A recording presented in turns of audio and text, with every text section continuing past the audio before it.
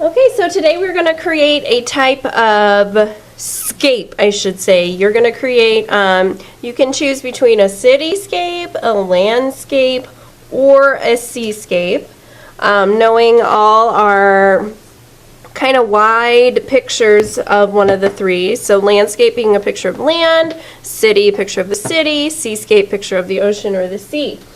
And you need to think about creating a foreground, a middle ground, and a background. So a foreground is which is in front, middle is in the middle, background is all the way in the back.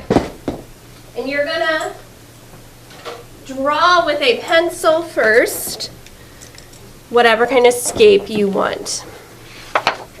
So on this sheet of paper, it's kind of hard for you guys to see it, but I have sketched out lightly a type of landscape. I did put a little lake in here, but it's still mainly a landscape. And so right now I'm going to go over all my lines with Sharpie.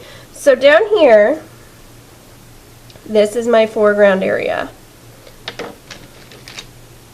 And what I've done is I've made all these crazy kind of jagged lines, because in a landscape you might find some crazy types of different grass. So I'm making different types. So there's a type of line. This could actually even work for a cityscape, like really crazy buildings.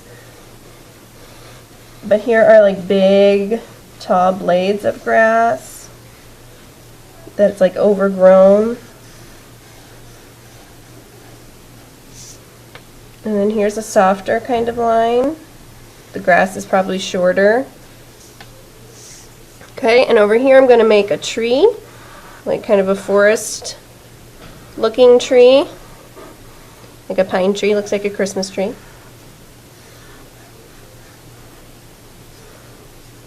And a little hill behind that. And then right here, this is going to be my horizon line. Okay, horizon line's like which is off in the horizon, so all of this is foreground. This would be my middle, and then anything I put above my horizon line is background space. So here I have some mountains. Maybe I'll put some snow caps on them. And then I'm going to draw a moon. You can draw a sun. I think I want mine to be nighttime, so I'm going to draw a moon. Okay, so here is a very quick landscape, and then over here I'll show you a seascape. So this time I'm working horizontally, and with a seascape you might see a little more flowy lines. There are some oceans that have the big tall blades of grass near the water, so you can draw those as well if you want to. I kind of kept mine flowy to look a bit more like sand. And over here I'm going to put like a volcano or an island. And I made some boats on this one, so instead of a tree, my object is a boat. I'm going to make a wavy line underneath to show that it's in the water. And I made another boat, but this boat is farther in the background space. So it's going to be smaller in size. Here, right here is my horizon line. Skip. So this is all my background. You should try to keep your horizon line clear so we know where it is. So that way it's easy for us to tell what is foreground, what is middle ground, what is background. Okay, so after you outline with your Sharpie, I want you to go back and I want you to erase any pencil marks that we can still see, because we want it to be nice and neat. All right? Okay, so I'm going to work on this one for you guys. And what we are going to do is we are going to create texture with this. So we've made our landscape.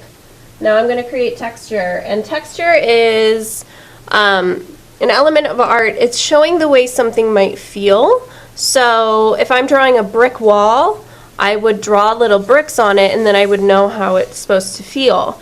Now you can play a little bit with texture and you can kind of just use it for artistic effect, basically to make things look cool. It doesn't always have to be realistic. So this is an example where we're going to use texture to make it look cool. And we've used these before. These are texture plates, and you can pick whichever design you like. Doesn't really matter. We're kind of just having fun with all this. And you're going to put it underneath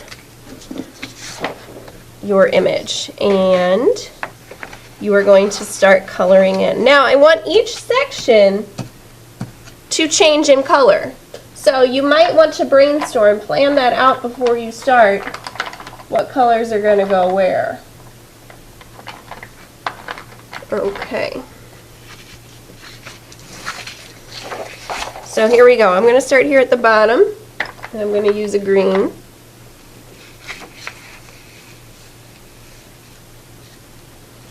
And I'm going to hold my paper tight.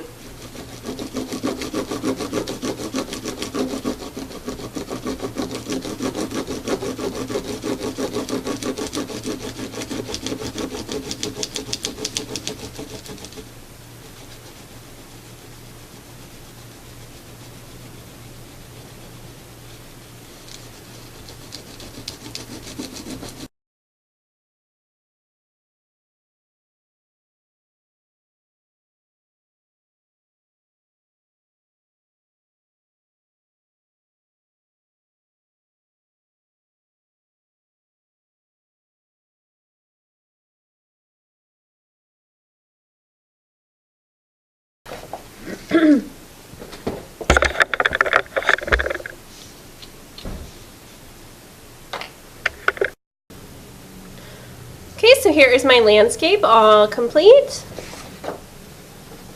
And here is my seascape all complete. Both showing texture, creating a lot of more visual interest to the piece. So rather than it just being plain, we can now focus on these cool patterns that we've created in the textures. So more to look at, more to be excited about.